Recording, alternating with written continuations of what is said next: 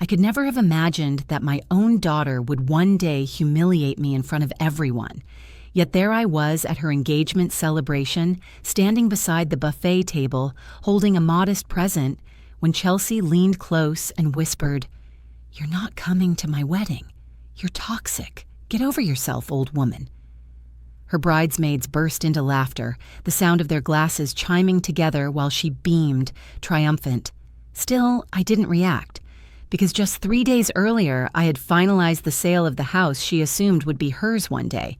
She had no idea that her cruel words had set off a domino effect that would overturn everything: the property, the inheritance, even what she thought her future looked like. But to see how it all began, you'd have to go back 3 years, to the moment Miles passed away. About 2 years ago, the atmosphere changed, not in one dramatic explosion, but gradually, through subtle shifts.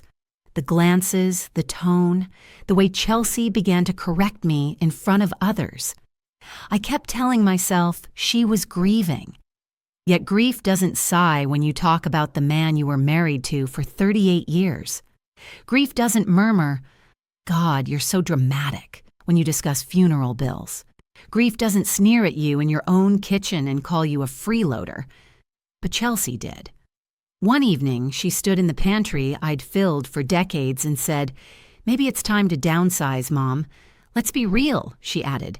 "This place will finally look good once I move in." Her tone was playful, but the way she studied the crown molding told me she wasn't joking. That was half a year after Miles was gone. He had adored this house. Every mark on the baseboards, every uneven stair. We'd bought it back in 1989 when Chelsea was barely walking, and all we had to our names was Miles's single paycheck and a Sears card. But when she looked around now, she didn't see love or memory. She saw possession, inheritance, something waiting to be claimed. Whenever I tried to share a story from those years, she dismissed it as boomer nostalgia. When I quietly offered to contribute toward the wedding expenses, expecting nothing in return, she only laughed. "Don't worry about it, Mom. Save your money for the nursing home," she said, half smirking. I swallowed my words over and over, not out of fear, but because I was observing, taking mental notes, building my case. Chelsea mistook my quiet for surrender, assumed I was shrinking away, ready to be packed up with Dad's keepsakes. What she didn't realize was that I wasn't asleep at the wheel. I was planning.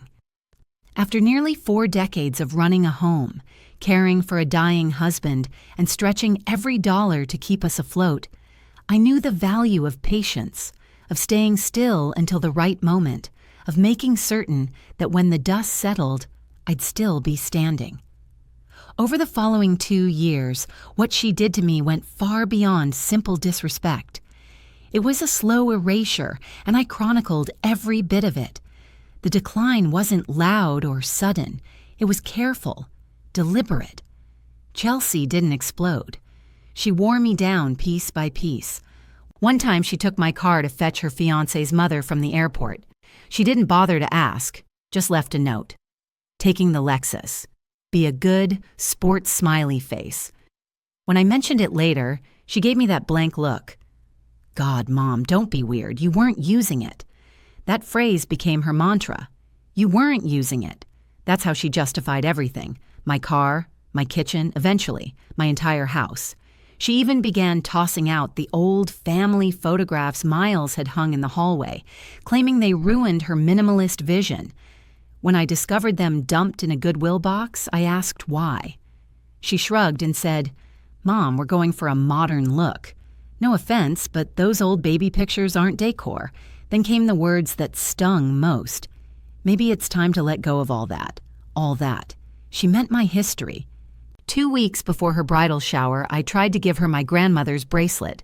Delicate silver, worn by 4 generations of women, including me, on my wedding day.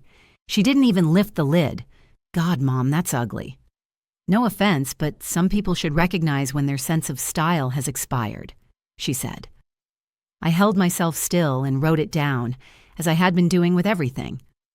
The following morning, she spoke on the phone so loudly that every word carried straight to me. She's just background noise. She'll be gone soon anyway. Background noise. That was what I had been reduced to in my only child's eyes. I didn't shed tears. I didn't raise my voice. I sat alone in my sewing room, the bracelet in my hands, and understood that she was waiting for me to die. And I was through being the harmless old lady. From that day forward, I gave up hoping for change. I stopped excusing her and began to record it all. Every cruel remark, every act of selfishness, every dollar she took and never gave back, emails, screenshots, voice recordings, because my next step wouldn't be petty, it would be final. Chelsea had forgotten who I once was. Before I became only mom, I had spent 22 years managing the finances of an entire government department. She mistook me for fragile.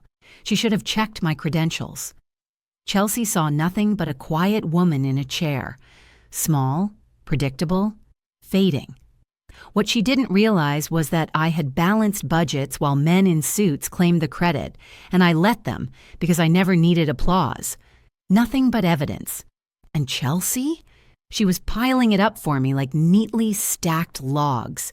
She didn't realize what I was collecting, all those cutting remarks, the casual insults, the smug little hints about when she'd finally move in. She assumed I was simply aging. In reality, I was preparing. In my sewing cabinet sat a binder marked receipts, literally. It held printed out text messages, screenshots from her social media, typed out voicemails, even a note from her fiancé asking, "Your mom's not seriously coming to the rehearsal dinner, right?" That'd kill the vibe. They thought I didn't understand technology. I saved every digital file onto a strawberry-shaped USB stick. Kyle had given it to me when he was 8, thinking it was cute. It turned out to be the perfect disguise. Chelsea once mocked me for still filing things. "You should really use the cloud, Mom. Paper's for people who don't trust themselves." She was right about one thing. I didn't trust her. I also didn't trust her near Kyle. He's my grandson. Miles loved him. Such a gentle, curious boy who once built blanket forts with me in the living room. But even that began to shift. One night I overheard Chelsea saying Kyle needed to stop spending so much time with Grandma, that I was just clinging, as though loving my grandson were some kind of weakness. That night I unlocked Miles's old metal box, untouched since the funeral. Inside were letters, copies of our will, and one slim envelope marked, "Future Clause, only if necessary." It wasn't signed, but it was dated, and there was a single sentence written in Miles's precise block handwriting. In the event Chelsea acts without moral integrity, redirect property to Kyle. My hands trembled as I read it. The next day, I brought it to Mr. Gilmore, Lucinda's estate attorney. He examined it carefully, read the words twice, and said evenly that with a notarized affidavit and the right supporting evidence, this clause could stand. Just like that, Chelsea's perfect little future stopped being a certainty. I wasn't seeking revenge, I was seeking safety. For myself, for Kyle, and for the legacy Miles and I had built from nothing. And if that meant crushing a few spoiled expectations along the way, so be it. When I showed that envelope to Pastor Lucinda, she was silent for several seconds. Then she handed me the name of a lawyer, one who didn't need to advertise and who didn't lose. It happened right after Sunday service, in the corridor outside Fellowship Room B. Lucinda took me aside, didn't pry or make small talk. She simply studied me for a long moment and said quietly, "You've been carrying something. I can see it." My throat went tight. I reached into my purse, drew out the manila envelope and gave it to her. She didn't react to the phrase on the front, "only if necessary." Lucinda read the line twice, her fingertips gliding along the page as if weighing the meaning of every letter. Finally, she nodded and said, "Then it's necessary." She folded it carefully, placed it back in the envelope, and told me something that released every knot in my chest. Don't let them mistake your kindness for weakness. I must have stood there blinking, dazed, but I heard her, every syllable. Later that same afternoon, she sent me a name. No website, no billboards, just a street address and a phone number. Mr. Gilmore, estate law, back office, suite 3C. Lucinda told me he worked discreetly. When I phoned the next morning, he picked up immediately. His voice was steady, measured, the kind that belongs to someone who deals in outcomes, not theatrics. I arrived with everything, the handwritten note, the will, the digital backups, even printed screenshots from Chelsea's Instagram stories. He didn't so much as raise an eyebrow when I showed him a reel where she joked that boomers should be banned from weddings, including her own mother. His only response was calm and direct. We'll need more. Keep gathering. Focus on anything new, and watch for financial overreach. Oh, I had plenty of that, though I hadn't told him everything yet. Not about the bouquet, not about the voicemail, not about what she was already scheming with the house. I was still constructing the foundation of the case, carefully, one deception at a time. That evening, Lucinda called just to see how I was doing. We spent 20 minutes chatting about the church choir fundraiser, never once mentioning Chelsea. Before saying goodbye, she added softly, "You know, it's always the women everyone underestimates who turn out to be the strongest." After we hung up, I opened a new journal. The first page was empty. I began with a single sentence. This isn't revenge. It's reclamation. I wasn't out to ruin Chelsea. I was defending what still mattered. And once I put my win condition on paper, every decision that followed had direction. That night, I sat at the kitchen table, the lights dim, my coffee long since cooled. Outside, the porch light hummed as a moth circled endlessly, chasing something it would never touch. I turned to a clean page in the journal and wrote one question at the top. What do I truly want? Not payback, not Chelsea's downfall. That would have been far too simple. What I needed was accuracy. A victory with no weak points, no openings, no path for her to slip back through.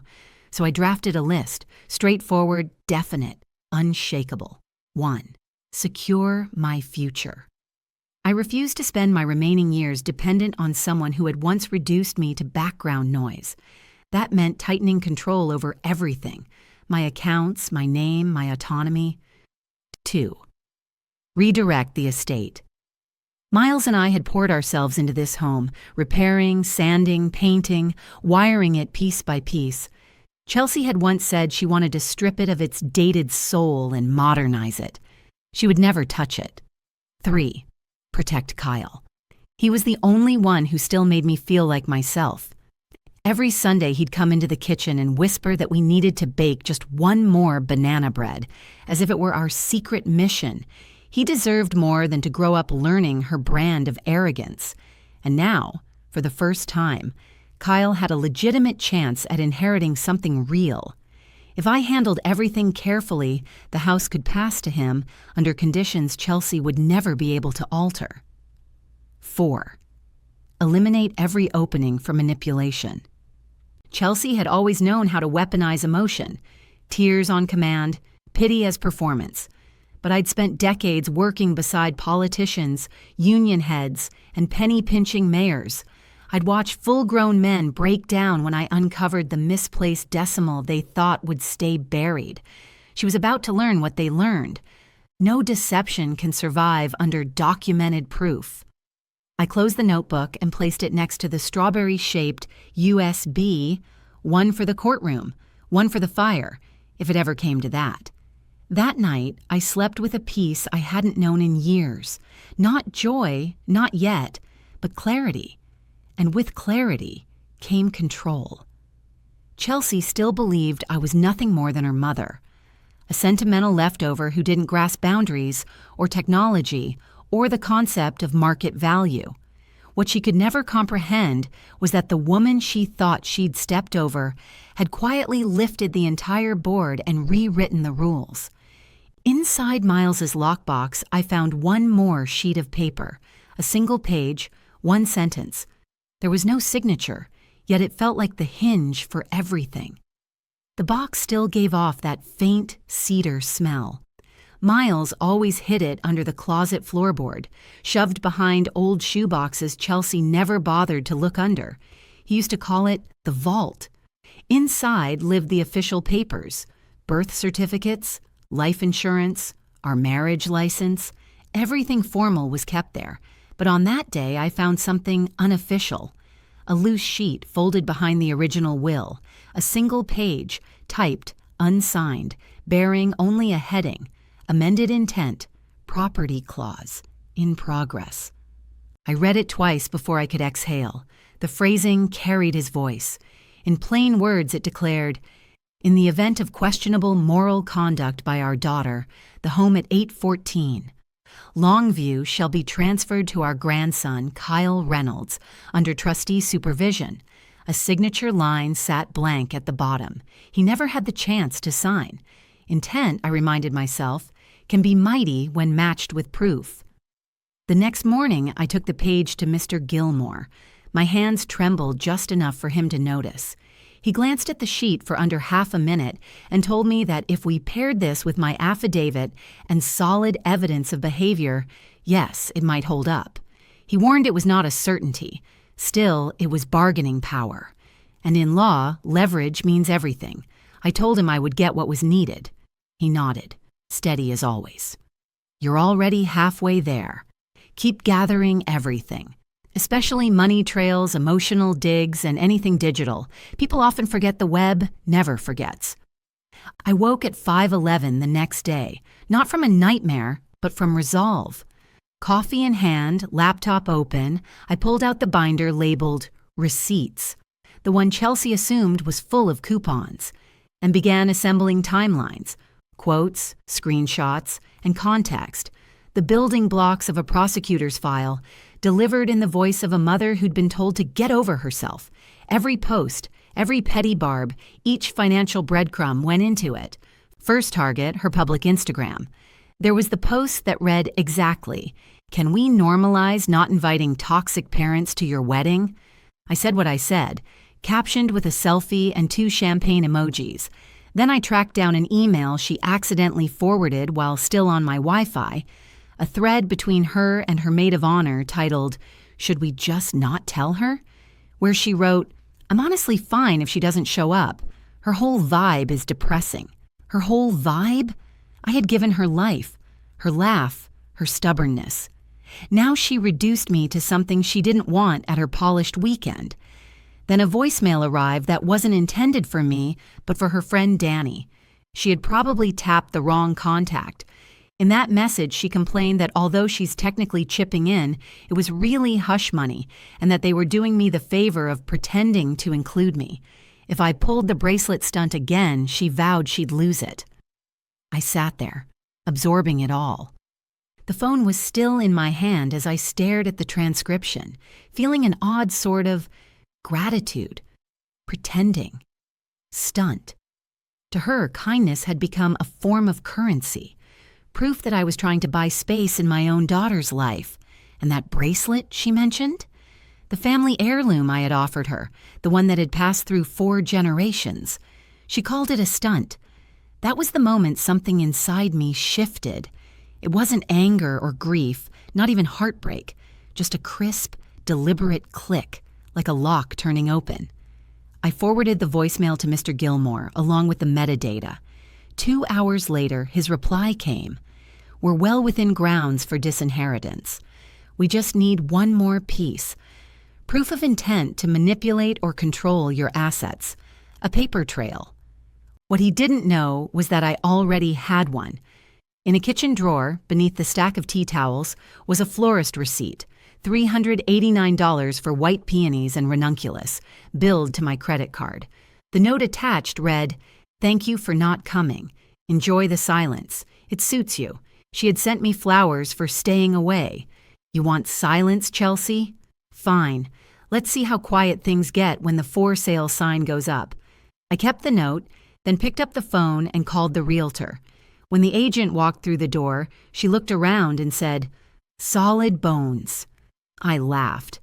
The first real laugh I'd managed in weeks.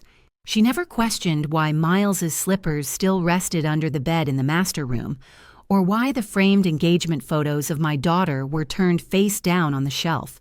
She simply moved through the house at a gentle pace, jotting down notes, speaking in a low, considerate tone. I admired that about her. By the time she left, 3 voicemails had appeared on my phone, not calls, but recordings. Chelsea liked leaving evidence. "Hey, Mom, just got a strange Zillow alert about the house. Let me know if that was a mistake." "Hi again. Kyle said something about a woman taking pictures in the dining room. Just checking that everything's fine. Love you. I don't know what you're trying to do, but if this is some kind of scare tactic, it's not cute. Not cute." That last one made me smile. She was starting to crack, just a bit. I didn't call back, not because I couldn't, but because I wanted the quiet to speak for me.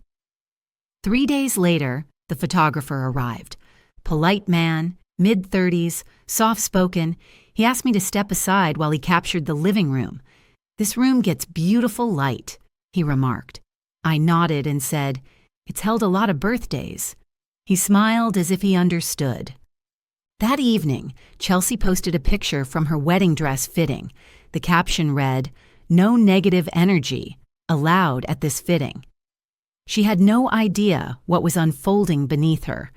Not until the sale flyer went up. The sign was plain and unassuming.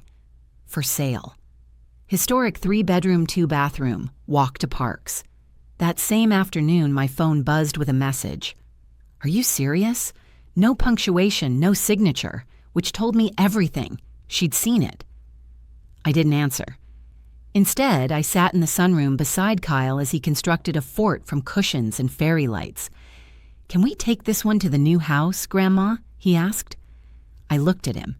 The only person whose affection didn't come with conditions. "We'll build a whole new fort," I told him. "One no one can ever tear down." The appraisal came in higher than expected. Offers followed quickly. Full cash, no contingencies. And Chelsea? She still had no clue any of it was real until the documents finalized. The appraisal read $410,000. I can still recall the sound of the envelope tearing open. Crisp paper, fresh ink, black numbers on white. It wasn't just market value, it was proof. That same morning, Chelsea texted again. "Are you having some kind of episode?" Of course. To her, a woman reclaiming her autonomy at 67 had to be losing her mind. I ignored it and forwarded the appraisal to Mr. Gilmore. At 3:17 p.m., the first offer arrived. Full cash. No inspection. A couple from Charleston, relocating. They said they loved the garden, the built-ins, the hardwood floors Miles and I had laid ourselves. We walked in and felt like it had soul, they said. That was when I knew the house still had a future, just not hers. That evening, I signed the exclusive listing contract. By the next morning, Chelsea was already scrambling. "Hi, Mom. I think we need to talk. If this is about the wedding invite thing, I feel like you took that way too personally." I read it while stirring soup, then deleted it. By noon, another text arrived. "Is this a cry for help? Should I be worried? You're scaring Kyle." That one nearly made me laugh. Kyle sat at the table, busy crafting a spaceship from cardboard and duct tape. "When we move, do we get to name the stars?" he asked, lifting a paper plate like it was the moon. "Yes," I told him. "We'll name every single one." 2 days later, the Charleston couple sent a handwritten letter to accompany their offer. They'd just retired and were looking for a smaller home near good schools for their grandchildren. The wife mentioned she loved baking from scratch and hoped the oven still worked. It did. I'd scrubbed it the night before. I signed the paperwork. Offer accepted. Closing date confirmed. Mr. Gilmore emailed to say, "Once this clears, we'll move everything into trust. Kyle will be protected. You'll retain full control until he's of age." And Chelsea? She was still convinced it was all theater, a performance by a resentful old woman. But the check was processing. The deed was transferring. The locks would soon follow. The sweetest part? She hadn't even thought to check the county records. Then an alert came in that turned everything upside down. A mortgage application filed under my name. Chelsea had crossed the final line. Mr. Gilmore called at 7:42 a.m. He never called that early unless something was burning. "Mrs. Reynolds," he said evenly, "have you recently applied for a mortgage?" I straightened in bed, pulse quickening. Number, then we have a problem. A $40,000 loan request had been submitted using my information. Same social security number, same date of birth, nearly identical signature. Nearly. An underwriter caught a discrepancy in my banking record and flagged it. Thank God they did. Chelsea hadn't just pushed boundaries this time. She'd impersonated me. It appears she tried to co-sign herself into a loan against the property, Mr. Gilmore said, as though she already owned it. My mouth went dry. All I could picture was that bouquet, enjoy the silence, and the text that came after, "You're having an episode. Number." This wasn't spite anymore. It was theft. We had the digital trail, her IP address, the typed form, and the scanned signature. My name, but warped and uncertain, the letters trembling, malformed, nothing like mine. In that instant, everything I'd built wasn't just morally justified, it was legally solid. "This crosses into criminal territory," Mr. Gilmore said. "Financial fraud, elder abuse, identity theft. It's no longer about disinheritance, it's about liability." He asked if I wanted to pursue charges. I didn't answer immediately. I just looked out the window at the yard Chelsea once said she'd tear up and xeriscape. I thought of Kyle, his small, steady hand still reaching for mine every time we crossed the street. Then I said, "File the notice of fraud. Make it official. No more openings. No more ways back in." By noon, the report was filed. By 3, Chelsea called. Not a text, not a voicemail, a call. I let it ring until it stopped. She tried again. I sent it straight to voicemail. When I finally listened, her tone was tight, coated in sweetness that didn't fool me. "Hey, Mom, I think there's some weird bank mix-up happening. Maybe we should talk before things like escalate. I saved the message and forwarded it to Mr. Gilmore. Then I sat in the garden, sipping coffee from the mug Chelsea once mocked as too depressing for guests. The one that read, "World's okayest mom." Miles had bought it for me one Christmas, and I'd kept it because it made him laugh. That evening, I searched the loan provider's records. The application had been filed just 2 days after Chelsea posted a photo of herself in her wedding gown. Custom Vera Wong, retail price $8,200. And guess who covered that bill? This wasn't mere disrespect anymore. She'd used my name to buy her dress. And that dress? It was about to cost her everything. There's a particular ache when betrayal comes with a receipt. $8,200 printed neatly in black and white. I stared at the screen for a long time. Custom Vera Wong. Ivory silk Mikado. Side drape. Cathedral veil.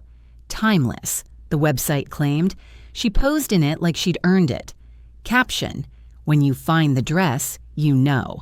Hashtags, #blessed, #paid in full. Paid in full. But with whose name? Chelsea hadn't just disrespected me. She hadn't just embarrassed me in front of the world. She had reached into the final, untouched part of my life, my financial identity, and stamped it as her own.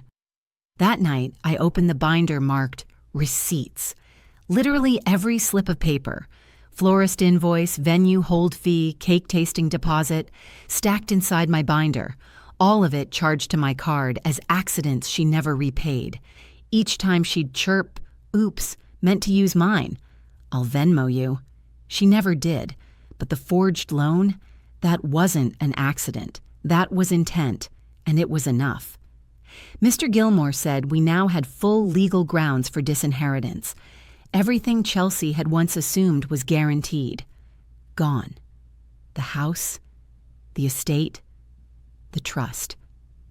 "We'll finalize the transfer to Kyle after the closing clears," he told me. "From that moment on, Chelsea Reynolds will be legally and irrevocably removed from all inheritance pathways." Irrevocably. Such a beautiful word. I printed it out and taped it inside my notebook. Beneath it, I wrote, "She bought a dress. I bought her silence." The next morning, I sent her a voice message. Brief, even, intentional. There's been a small change in the estate. Let's meet after the wedding. I want to talk. No details, no anger. Within 10 minutes, she sent back a single red heart emoji. Confident. Far too confident. She thought my rebellion had burned itself out. She thought I missed her. She thought I still wanted a seat at her table. What she didn't understand, and wouldn't until the brunch, was that I'd built the table, and I had just sold it. She walked into that post-wedding brunch expecting to take back control. Instead, I handed her an envelope. Inside, the truth, the fraud notice, and her final goodbye. There's a certain strength in pretending. Pretending you're still wounded, still hesitant, still clinging to the hope of an apology that will never arrive. That's what I did for the next 2 weeks. I let her think we were thawing, that maybe the wedding had softened me, that maybe nostalgia had crept back in. She sent me a picture from her bachelorette brunch. Sunglasses, matching robes, champagne flutes. Wish you were here? JK, sort of. I didn't reply. I didn't need to. The pieces were already in motion. That same week, Mr. Gilmore finalized the trust. The sale closed. The funds were secured. Chelsea's name disappeared from every document, legally, permanently. She's off the table, he said as he signed the last form. You can tell her yourself or let the system deliver it. Your choice. I wanted to tell her in person, not to gloat, to make sure she finally understood the price of her cruelty. So I RSVP'd to the post-wedding brunch. Just me. No guest. Kyle would spend the morning with Lucinda. Her text came almost immediately. Really? You're coming? Is this, like, your apology? I didn't respond. Instead, I gathered the papers. The sale confirmation, the fraud report, the updated estate documents naming Kyle as sole heir with me as trustee. I slid them into a plain manila envelope. No name, no explanation. On the morning of the brunch, I put on the necklace Miles had given me for our 20th anniversary, the one Chelsea once dismissed as a clearance bin regret. I took a seat at the far end of the table, quiet, smiling. She arrived half an hour late, glowing, still riding the high of her perfect weekend. She twirled in her dress, kissed cheeks, thanked everyone, posed by the custom mimosa bar. Then her gaze landed on me. "Oh," she said, hand resting on her hip, "so you are still around." I reached into my bag, drew out the envelope, and handed it to her. "What's this?" she asked. Brows lifted. "Something old," I said softly. "Something true." Then I sipped my coffee and leaned back. The shuffle of paper became the only sound in the room. She opened the envelope. Her expression shifted first, then the air around the table did too. Because what I'd brought wasn't sentiment. It wasn't nostalgia. It was proof. She pulled the documents out as if they were a joke, like I'd handed her a wedding scrapbook or some awkward, heartfelt letter she could toss into a frame. Her smile held for 2 seconds. Then her eyes started moving. Brows flicked. Mouth opened, closed, opened again. What is this?" she blurted, louder than she meant. Silence spread across the table. Forks hung mid-air. The mimosa in her hand tilted precariously, and she didn't even notice. This is wrong. This says the house was sold?" I stirred my coffee. Voice even, like we were talking about the weather. It was, full cash, closed last week. Her face went white, then red, then something caught between the two. "You sold my house." The room shifted. People turned in their seats. A bridesmaid dropped her napkin. "No," I said, "I sold my house, the one you forged a loan application against." The second wave hit. Jason, still holding his phone, finally looked up slowly. "Wait. What did she say?" Chelsea flipped to the second page, her voice cracking now. "This says trust? Kyle's name is on this?" She turned to me, eyes wide and frantic. "You put Kyle on the deed?" I didn't blink. He's the only one in the family who treats people like they matter. That's when Jason stood. He wasn't smiling anymore. "Hold on. What's she talking about?" Chelsea ignored him. "This is insane. This is all twisted. I saw it flicker in her eyes. Recognition. The split second when her mind replayed every detail, the loan application, the IP address, the Vera Wang invoice. She knew exactly what this was. Still, she tried one last push.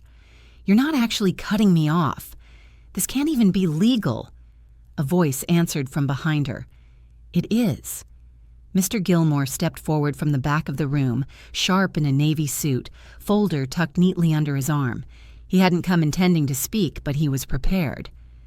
"The fraud notice has been filed," he said evenly. "The sale is complete. The trust is now active. And as of last Friday, Chelsea Reynolds has been formally and irrevocably removed from the estate." She stumbled back a step. The glass in her hand made a soft clink against the table as she set it down, or maybe dropped it. Hard to tell. The room froze. No one moved. No one spoke. I took another sip of my coffee, still warm. "This isn't personal," I said quietly. "It's a record." The hush didn't last long. Pastor Lucinda rose, steady and unshaken, her reading glasses in one hand.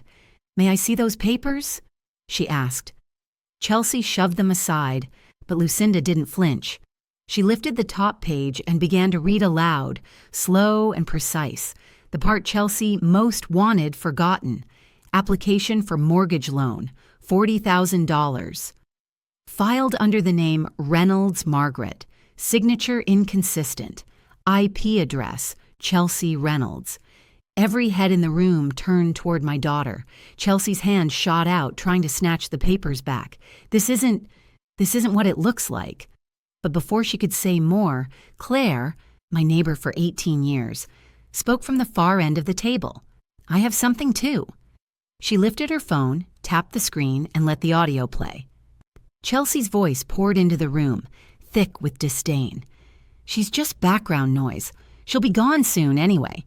You could feel the atmosphere split down the middle. Jason, her brand new husband, froze mid-breath. His mother stared hard at the tablecloth, cheeks turning pink. One bridesmaid murmured, "Oh my God." Chelsea lunged toward Claire. "Delete that. You can't just—" Jason cut across her, his tone sharp. "Chelsea, did you really say that about your mom?" She sputtered, a half sob, half laugh. "It was a joke. You don't understand. She's toxic. She's been manipulating me for years." Lucinda raised her hand. "Enough." Her voice was steady, the kind that can hush an entire congregation. Chelsea kept talking, rapid, frantic. But nobody was listening anymore. Her in-laws' faces had drained of color. One of them whispered something about fraud charges. The bridesmaids stared down at their plates. Jason shook his head once, then rose from his chair and walked out. No glance back, no words. And then it came. Silence. Not the mocking kind Chelsea once sent me wrapped in white peonies, but a true, weighted silence. The kind that falls after truth lands too hard to argue with. Chelsea sank into her seat, gripping the papers that no longer belonged to her. I said nothing. I didn't have to. The evidence had done all the speaking. Within hours, the photos appeared on Instagram. One of the bridesmaids posted a carousel, mimosas, centerpieces, and a blurry shot of Chelsea mid-scream. The caption, "Brunch Drama." By the next day, the clip was everywhere. Someone at a nearby table had filmed the entire exchange. Gilmore's composed explanation, Lucinda's steady voice reading the affidavit, Chelsea's face draining of color. The viral title, "When the Bride Inherits Nothing." Her wedding album, uploaded just 2 days before, turned into a battleground. Comments poured in. "Imagine treating your mom like this and getting caught. She said toxic, but forgot fraud is worse. Kyle's grandma Chelsea." By day 3, Chelsea shut off comments altogether. Her bridesmaids started unfollowing, first quietly, then publicly. One even posted, "Sometimes you find out who people really are. Proud to say I'm not standing with this anymore." Jason added just one photo to his feed, a suitcase on a hotel bed. Caption, "Turns out the vows were the only thing real." Chelsea tried to recover. She posted a story that read, "Family drama, taken out of context. Please respect our privacy during this difficult time. But no one was buying it. The screenshots didn't need context. Her difficult time was now a trending topic. Meanwhile, at choir practice that Thursday, I was greeted not with pity, but with quiet embraces. Lucinda leaned close and whispered, "Funny thing about lies. They don't survive the sunlight. I didn't post. I didn't comment. I didn't have to. The world had already written her ending for me. The bride who mocked her mother, only to lose everything, publicly, on camera, etched into the internet forever. I didn't relish it, not exactly, but I won't pretend I didn't sleep better that week than I had in years. Still, viral karma wasn't the real victory. The banks started calling. The fraud report reached her credit file, and Chelsea's dream life began to shrink until it barely fit inside a rental lease. By the time the brunch video finished its third lap around TikTok, the system had already caught up. That falsified mortgage application didn't just humiliate her. It set off an official fraud alert. Within days, her credit was frozen solid. The $40,000 wedding loan? Denied. Her cards? Blocked. The money she'd tried to steal from me disintegrated in her own hands. Jason moved out the next week. That suitcase photo hadn't been for show. It was a statement. He was gone. And with him went the steady paycheck that had helped keep her world polished. The custom Vera Wang gown she'd once flaunted online, I saw it listed on Facebook Marketplace for $900. No buyers. Eventually, they ended up in a rental. Beige carpet. Blank walls, a life reduced to square footage, peeling linoleum, no backyard left to stage her photos. She tried to mask it with filters, soft light, curated angles. But everyone knew. The comments didn't let her forget. From Vera Wang to Value Mart, she'd traded her mother's trust for a 1-year lease. But the deepest cut didn't come from the internet. It came from the quiet that followed. Her in-laws stopped reaching out. The bridesmaids who once toasted her, every post disappeared without a word. Even Donnie, the friend who'd giggled through those cruel phone calls, wiped every tagged photo from his feed. And Kyle, sweet, steady Kyle, started spending more weekends at my house. Chelsea never said it, but I could feel it in the way he clung to calm. The chaos, the fights, the thick air of shame. It wasn't a home for him anymore. He'd curl up on my couch, help me water the marigolds, then drift to sleep without flinching at the sound of slammed doors. Then one night, my phone buzzed. A voicemail. Her voice was cracked, shaking. "Mom, I know you're mad, but can we talk? Please. I don't know what to do anymore." I sat in the dark kitchen, listening to her crumble. My thumb hovered over save. Then I pressed delete. Because here's the truth. Forgiveness isn't the same as access. Some doors, once closed, are meant to stay that way. She had called me background noise. Now she finally understood what real silence sounds like.